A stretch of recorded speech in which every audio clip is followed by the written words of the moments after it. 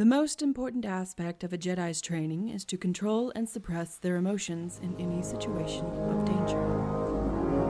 To be a great Jedi, one must master not just the art of combat, power, but also the absolute command to their feelings. If emotions overwhelm the mind, one will be more vulnerable to corrupt, to let their attachments rule over their mind to a dark path one cannot predict to happen. The origin to several falls, the origin to many deaths. You might have taken my master.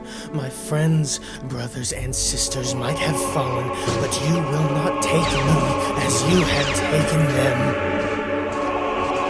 Then show me.